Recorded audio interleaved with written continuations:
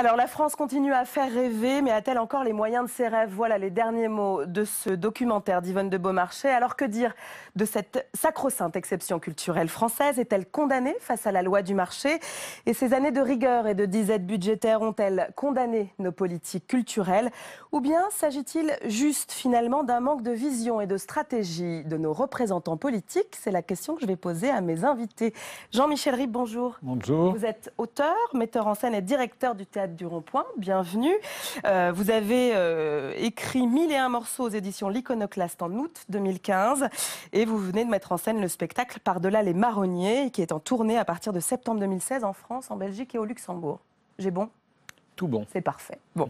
En face de vous, Sylvie Pfliégère. Bonjour. Vous êtes économiste et maître de conférence à l'Université Paris-Descartes. Vous êtes co-auteur avec Xavier Greffe de la politique culturelle en France aux éditions La Documentation française en avril 2015. Exact. Bienvenue à vous. À côté de vous, Christophe Barbier, vous êtes le directeur de la rédaction de l'Express. Bienvenue. Vous êtes l'auteur du Dictionnaire amoureux du théâtre et aux éditions Plomb, paru en septembre 2015. On sait à quel point vous y passez certaines de vos nuits, de vos journées, de vos soirées. Hélas, je ne pars pas en tournée. Et voilà, effectivement. Mais quoique votre vie n'est pas terminée. J'attends encore quelques années et peut-être on vous reverra sur les planches. Et enfin, vous avez signé Les derniers jours de François Mitterrand aux éditions Grasset en novembre 2015. Je rappelle à nos téléspectateurs que vous pouvez bien entendu réagir à ce débat sur notre hashtag Docu-débat. Quand on voit ce documentaire, est-ce que vous diriez que les années 80, avec le tandem Jack Lang et François Mitterrand, étaient un âge d'or de la politique culturelle? Jean-Michel Ribes. Je dirais en tout cas qu'il y avait quelque chose qui avait été saisi et compris par-delà toutes les stratégies politiques qu'on peut découvrir, comme ça la séduction des jeunes, etc., la vivacité, l'intelligence de Jack Lang.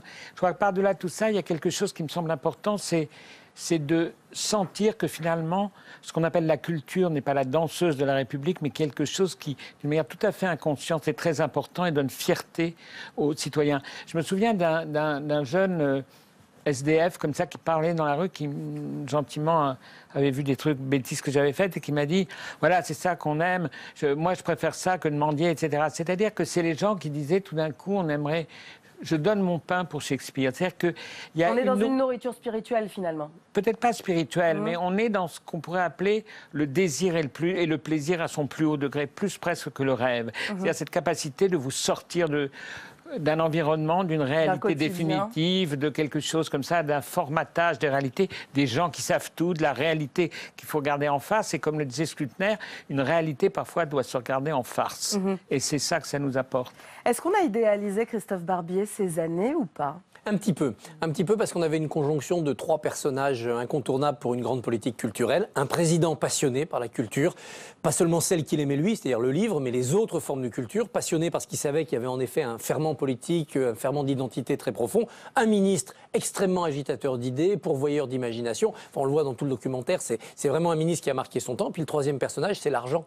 Et on est dans des années où, parce que la France a encore un peu d'argent et parce qu'elle choisit de l'investir malgré le tournant de la rigueur en 1983. Malgré le tournant de la rigueur, des sauts budgétaires ont été accomplis. On n'a pas atteint le 1%, mais on a quand même fait des efforts. Il y a la décentralisation, qui est une autre manière de venir apporter à la culture des ressources, en termes de bâtiments, en termes d'intérêt politique, en termes de contact avec la population. Donc on a tout cela et on ne l'a jamais retrouvé depuis. Quand on a eu un peu d'argent ou des ministres de bonne volonté, on n'a pas eu les présidents qu'il fallait. Jacques Chirac a fait un musée, mais il n'a pas laissé ni les grands travaux, ni de grandes créations imaginatives. Quant à Nicolas Sarkozy et à François Hollande, clairement, la culture n'est pas au premier rang de leurs préoccupations. Ils ont eu d'autres chats à fouetter. Par ailleurs, ils ne sont pas des drogués, des addicts de la culture. Alors, Sylvie Pfliégère, vous diriez, par rapport à ce fameux 1%, le symbole qui a été donc un petit peu façonné par Jack Lang, on ne l'a jamais atteint, mais on est dans l'ordre du symbole. Là, en gros, c'était quoi l'idée derrière ça ?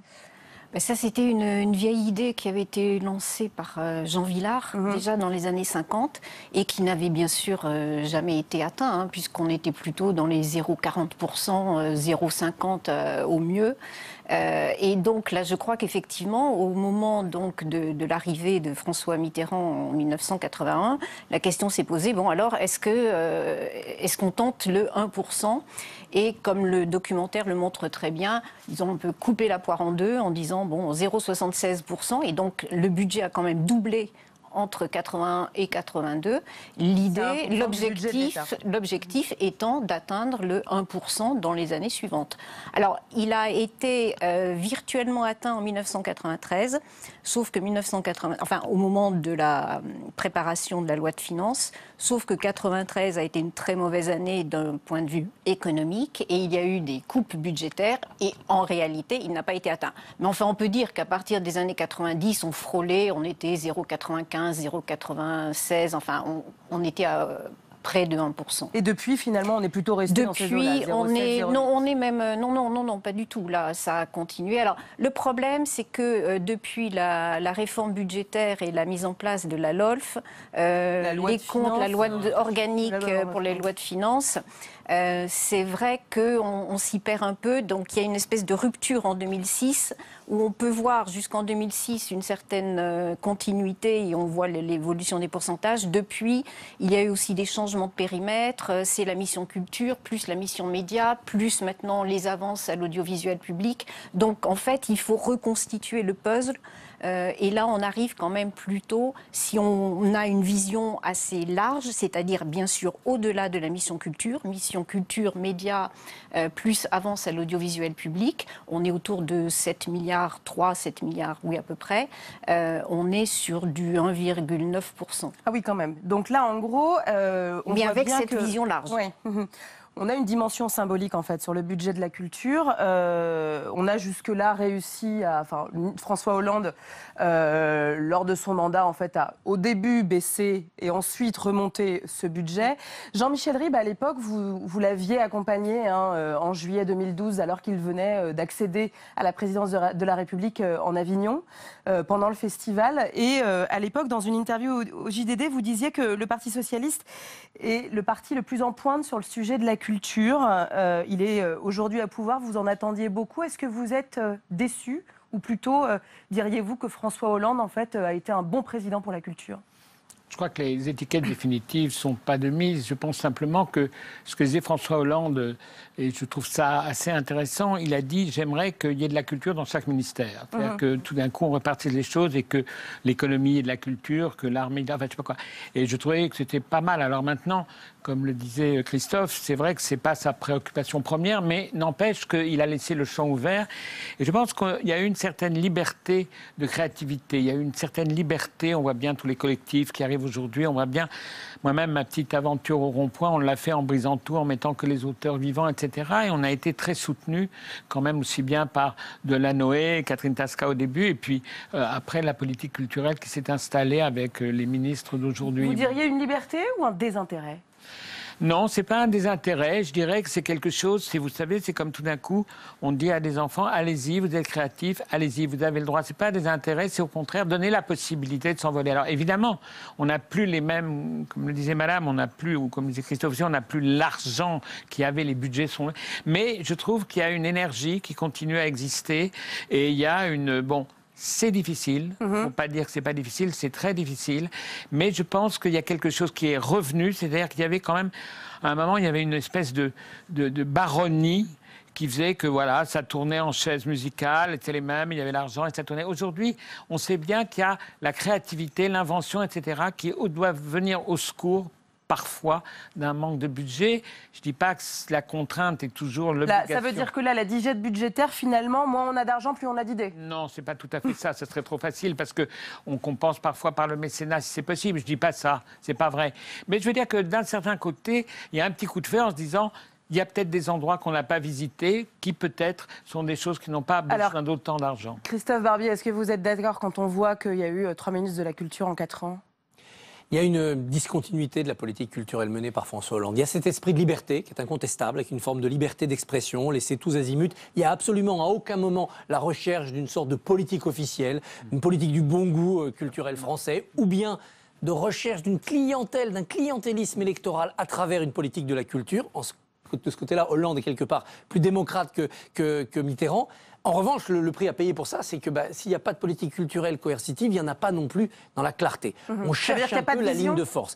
Il manque une vision. Moi, je pense que ce qui a pu être manqué, c'était déjà aussi un peu le reproche qu'on faisait aux années longues, c'est l'éducation artistique, c'est-à-dire de mettre beaucoup plus de culture dans l'éducation nationale, parce que ce que l'éducation nationale n'arrive pas forcément à faire à travers les matières classiques, elle peut le compenser un petit peu en mettant dans la tête des jeunes beaucoup de culture, beaucoup d'expression. Ce que portait déjà Jack Lang d'ailleurs à l'époque. Hein. Oui, et Jack Lang a eu le moment où il a été ministre de la Culture et de l'Éducation nationale, mais ça a été trop bref. Moi, je pense que demain, dans un prochain quinquennat, refusionner les deux ministères serait une bonne idée. Jean-Michel Ribes. Non, je dirais que l'éducation culturelle est quelque chose que j'entends mais qui me fait très peur. L'éducation culturelle devient un devoir. Je crois qu'il faut remettre plaisir, désir, excitation. C'est la pratique. Oui, c'est des pratiques artistiques. Oui, c'est-à-dire qu'il faut absolument que les gens aient de l'envie, de l'envie, de la vie, du mais désir. Cette envie, Jean-Michel Ribes, il faut bien la créer, en fait, chez les enfants notamment qui n'ont pas accès à la culture. Oui, mais c'est tout à fait. Je pense qu'il faut le faire simplement d'une terminologie. Je crois que l'éducation artistique, ça ne doit pas être comme on ne dit pas, oh ça y est, c'est éducation artistique, comme les mecs qui n'aiment pas les maths. Non, c'est un moment de plaisir, de désir, d'épanouissement de soi, de rêve, et ça doit être quelque chose qui doit vous donner envie de vivre, comme le théâtre, le cinéma, les arts, les musées. On doit sortir avec plus heureux qu'on est entré. C'est ça. Et là, je suis d'accord tout à fait avec Christophe. En effet, il faut donner le désir très vite. Mais le désir. Le problème, c'est qu'on voit bien qu'effectivement, donc il y a eu 3 ministres de la Culture en 4 ans. On se souvient peut-être, vous vous en souvenez certainement, Jean-Michel Ribes, de cette séquence absolument lunaire de François Hollande qui somme, entre guillemets, Fleur Pellerin, fraîchement nommée, d'aller au spectacle, de récompenser un petit peu les artistes en disant « va voir Monique, va voir Jack Lang », etc. Finalement, aujourd'hui, quand on est ministre de la Culture, c'est quoi? C'est d'aller au spectacle, de se mettre au premier rang des théâtres subventionnés parisiens? Ayagon disait une chose très drôle, il disait la différence entre le ministre de l'Agriculture et moi... Ancien ministre de la Culture, Jean-Jacques Ayagon. Oui, un ancien ministre de la Culture de Jacques Chirac, il disait le ministre de l'Agriculture, qu'à 6 heures, il a fini son boulot, il laboure plus. Moi, quand j'ai fini, je continue, je vais au théâtre, au cinéma et je laboure. Non, mais c'est un rapport d'intérêt, de personnalisation, c'est tout, c'est de savoir. C'est courant, Sylvie Flégère, cette vision, en fait, du statut du ministère de la Culture, finalement, peut-être un peu dans le clientélisme, un peu? Je ne sais pas si on peut parler de clientélisme, mais enfin, je pense qu'effectivement, il faut aller au spectacle, voir aller dans les musées. Enfin, je crois que ça fait partie. Ça à peu près, plus de. Logique, mais après, quand on n'a pas de vision en face, quand on manque de stratégie, est-ce que c'est suffisant pour incarner une politique culturelle? Je pense que c'est un peu ce qui manque effectivement. Même si, de toute façon, il y a quand même heureusement, depuis même Malraux, il y a quand même une continuité de la politique culturelle sur il y a 3 piliers, hein, le patrimoine, le soutien à la création et la démocratisation. Ça reste quand même les fondements, et malgré les changements de ministres, de gouvernement, etc., ça reste quand même le socle dur. La vision, c'est quand même aux artistes de l'avoir. La vision, c'est pas le ministère de la Culture va pas dire tiens faites ça, faites ci, faites ça. C'est ce que disait Picasso quand il disait si vous savez ce que vous allez faire, à quoi ça sert de le faire. On doit être tout le temps dans la surprise, dans l'inattendu. Et de ce côté-là, le paysage idéologique s'est apaisé. Oui. Les polémiques, comme on a vu sur les colonnes Buren ou la pyramide de Paye, n'adviendraient plus aujourd'hui. La droite. On a quand même eu Jeff Koons à Versailles, qui a effectivement provoqué aussi des polémiques. Hein. Voilà, exactement. Donc on en a sous tous les gouvernements. Donc on a ces audaces-là et on n'a plus cet esprit où la bataille gauche-droite passait aussi par le champ de bataille de la culture. De ce côté-là, les artistes peuvent être un petit peu plus tranquilles, justement pour créer. En revanche, en termes de gestion, évidemment, le climat s'est assombri pour eux. Pourquoi? Parce qu'on est en période de disette budgétaire, juste? Oui, et puis parce qu'il faut sans cesse aller vers le public en leur disant que la vraie culture, c'est peut-être mieux que la télévision, c'est mieux que rester chez soi, c'est mieux que d'être le nez dans le jeu vidéo. Et ça, c'est une guerre qui est à mener en permanence. Sur la guerre économique, on arrive à stabiliser. Regardez, le prix unique du livre, personne en politique proclame de l'annuler. La défense de l'exception culturelle, française, c'est un combat partagé sur tous les bancs de l'Assemblée nationale. En revanche, aller vers les gens pour leur dire mais sortez, venez, allez à la culture vivante, ça, c'est un effort. Le problème, c'est comment on peut aller à la culture vivante. On fait moins la fête que dans ces années-là. Mais comment peut-on aller à la culture vivante à partir du moment où vous avez un nombre de festivals annulés, où vous avez aujourd'hui, dans le cadre de la décentralisation des collectivités territoriales qui ne subventionnent plus le spectacle vivant? Comment on fait? Moi, je pense que la multiplication des chaînes de télévision nous aide beaucoup. Parce que les gens ont une overdose d'images. Ça, on me le dit beaucoup. Ils ont envie de retrouver le contact de vivant à vivant. Du lien social, finalement. Non, de vivant à vivant dans la vraie vie, de parler aux acteurs après. Et ça, c'est extraordinaire. Moi, au Théâtre du Rond-Point, comprends, beaucoup de gens nous le disent, on n'en peut plus, à part votre émission de télévision, qui Bien en entendu. effet, est très utile et que tout le monde regarde avec plaisir, mais je veux dire, il y a une overdose de ça. Et ça, les gens reviennent. C'est très étonnant que le théâtre n'ait pas disparu, c'est très étonnant. Le carrosse a disparu avec la voiture, enfin, avec le cinéma et la télévision, on aurait dû disparaître. Non, parce que c'est quand même un petit lieu où les gens savent plus ou moins consciemment que dans ce petit lieu, il y a souvent des grandes idées qui se disent d'homme à homme directement. Mais qui risque aussi peut-être, alors non pas de disparaître à terme, mais on voit une population aussi d'intermittents qui est extrêmement précarisée, paupérisée, notamment dans le spectacle vivant. Sylvie Fligère, comment est-ce qu'on peut maintenir en fait ce spectacle vivant à partir du moment où effectivement on est en pleine période de disette budgétaire et on l'a vu sur les intermittents une nouvelle fois? Alors, pour les intermittents, je crois que là, les dernières négociations ont plutôt été, enfin, qui ne s'est pas encore voté, mais un accord a été trouvé et on revient au régime avant 2003, c'est-à-dire aux 12 mois au lieu de 10 mois et 10 mois et demi, selon que l'on soit artiste ou technicien du spectacle. Donc, il semblerait qu'on ait à peu près stabilisé les choses. Mais effectivement, c'est évidemment à maintenir ce régime parce que ça permet aux intermittents, aux artistes de vivre. Il est indispensable. Néanmoins, depuis la crise de 2003, on ne fait que trouver des solutions, voire des expédients budgétaires. Un jour, il faudra mettre clairement ça sur la table. Il faut dire aux Français, voilà, ça coûte très très cher d'avoir une population d'artistes qui ne travaillent pas tout le temps, mais c'est un choix de civilisation et vous, contribuables, vous allez le partager. Ou bien trouver d'autres solutions pour le sortir du budget de la sécurité sociale et peut-être créer une ligne budgétaire d'emploi au ministère de la Culture qui permette de traiter ce dossier. En rappelant aux Français une chose importante, c'est qu'un pays sans culture coûte plus cher qu'un pays avec. C'est un bon investissement, en fait. Oui. Justement, on va y venir. Mais je voudrais, entre-temps, qu'on retourne dans les années 80, 30 juillet 1982. À Mexico, Jack Lang s'insurge de l'impérialisme américain lors de la conférence mondiale sur les politiques culturelles. On réécoute. Tout le pays accepte passivement, trop passivement, une certaine invasion, une certaine submersion d'images fabriquées à l'extérieur de musique standardisée. Notre destin est-il de devenir les vassaux de l'immense empire du profit? Jean-Michel Ribes, nous sommes devenus les vassaux de cet immense empire du profit. Et une des choses qu'on ignore, et je le regrette beaucoup, c'est que dans les points positifs de François Hollande, qui est l'homme, c'est notre exception culturelle, on a l'homme qui n'a jamais fait quelque chose de bien sur Terre. Donc c'est important de le savoir. On a la Tour Eiffel et lui. C'est deux exceptions que personne d'autre n'a. Mais parmi les choses qu'on ne sait pas, c'est qu'il a défendu l'exception culturelle française face à Obama, avec un petit peu d'aide qui est venue à son secours d'Angela Merkel, mais sa personne là-dessus, mais c'est exceptionnel. Dans le cadre, je rappelle, des négociations, enfin, du traité transatlantique qui était en négociation, il a réussi à sortir l'exception culturelle française. Oui, c'est très important, parce que si tout d'un coup, le dictionnaire amoureux de notre ami Christophe devenait une marchandise, comme un paquet de merguez vendu dans un grand magasin, on est foutu. C'est-à-dire que là, il faut s'arrêter. Et je trouve la culture n'est pas un marché ?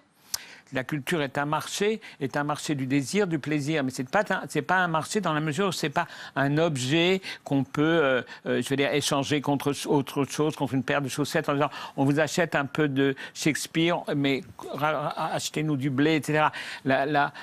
Oui, c'est quelque chose qui est l'expression du désir, de l'âme, du plaisir, et qui doit rester intouchable par les lois de la stratégie financière, etc. Alors Sylvie Fligère, justement à ce propos, comment est-ce que vous expliquez qu'on soit aujourd'hui dans une dimension un petit peu utilitariste de la culture?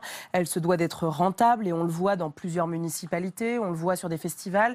On demande aujourd'hui à des directeurs de théâtre d'avoir un modèle économique. Est-ce qu'on n'est pas passé de l'autre côté du Rubicon? Alors je pense que là, c'est en fait les problèmes effectivement budgétaires qui font que on cherche de l'argent un peu partout et on demande aux opérateurs culturels d'avoir des ressources propres pour compenser effectivement ce qui s'est passé depuis 2012 jusqu'à 2016. Enfin 2016, c'est que le début d'année, on a eu des baisses budgétaires. Pour les collectivités locales, On sait moins parce qu'on n'a pas les chiffres aussi en continu, donc on a moins idée de ce qui se passe, mais enfin on sait qu'elle souffre avec la baisse de la dotation budgétaire, etc. Donc on demande effectivement aux institutions culturelles de trouver. Oui, mais alors il y a quand même une symbolique derrière derrière le fait de demander en fait d'aller chercher des ressources propres. Il y a aussi à terme le fait que il faut faire moins élitiste, plus grand public, plus rentable. Non, pas forcément. Non, pas forcément. Pas forcément. Non, vous savez, il y a une chose qu'on oublie, c'est que le public n'a pas la gueule de l'audimat. Je veux dire par là que le public est extrêmement en appétit de choses curieuses, d'être surpris. Moi, je suis très frappé de ça. Pardonnez-moi, je ne reparle de Rond-Point parce que j'y suis nuit et jour, mais on a décidé par exemple, que de programmer que des auteurs vivants. Folie, ça n'existe pas. Eh bien, je souhaite à beaucoup de gens d'avoir notre fréquentation. C'est-à-dire que c'est le public, le victorieux, c'est le public qui a fait ça. Le public a été reconsidéré. C'est-à-dire que l'art, la culture, même dans ce qu'on peut dire de plus inventé, de plus aujourd'hui, ennoblit les gens qui vont Alors, voir. c'est le théâtre du Rond-Point, mais est-ce que c'est le cas partout, Christophe Verviers? Oh non, des théâtres ont leurs propres difficultés. Certains théâtres ont des charges de service public à remplir, donc ne sont pas libres de leur création, de leur fonctionnement. Et puis il y a tout l'univers du privé. C'est vrai dans le théâtre, c'est vrai aussi dans des petites sociétés de production cinématographique. Là, ça peut être difficile. Et les défis se succèdent. Parce que l'empire du profit, c'était il y a bientôt 40 ans. Maintenant, il va y avoir, avec la numérisation de notre planète, d'autres défis. Quand vous voyez que voit des face à grandes Amazon, plateformes, Apple, Netflix, exactement. il y a des gens qui arrivent, qui n'ont pas à respecter des règles parce qu'ils ne sont pas dans des canaux audiovisuels régulés et qui peuvent mettre à la disposition des publics des produits dits culturels. Donc là, ça ouvre des champs de concurrence absolument terribles. Et ça, est-ce qu'on a vraiment pris la mesure en fait, de ces Le dossiers? spectacle vivant, par le côté communion qui est le sien, est presque plus protégé que toute l'industrie numérique ou numérisable. Ça n'a pas été capté. Pensé? Non, heureusement que nous ne pensons pas, parce que si on pensait, où on en serait? On reste comme ça dans l'envie, simplement, dès le désir, oui. Non, je veux dire simplement, vous avez remarqué que le spectacle vivant, est très peu saisi par le numérique, très peu. Il est parfois, il y a une pièce comme ça, maintenant beaucoup mieux filmée qu'avant, comme un film ça qui est donné sur les chaînes, mais on reste un produit très toxique pour les envahisseurs du profit, ou je ne sais pas comment on dit. Et la musique elle-même trouve une certaine vitalité maintenant dans le concert vivant, alors que le disque, lui, a été frappé cruellement par la numérisation, le piratage, etc. Ce sont les plus gros enjeux aujourd'hui, si on doit parler de bataille de la culture, puisque c'est le titre du documentaire. C'est réussir la numérisation, être à la fois dans la mondialisation, on ne va pas devenir la Corée du Nord culturelle, et en même temps préserver nos acquis, préserver notre modèle, pour pas être préserver dévoré. cette exception culturelle. Bien sûr. En même temps, pas devenir la Corée du Nord, je ne sais pas, parce qu'il a une certaine présence, le camarade qu'il a.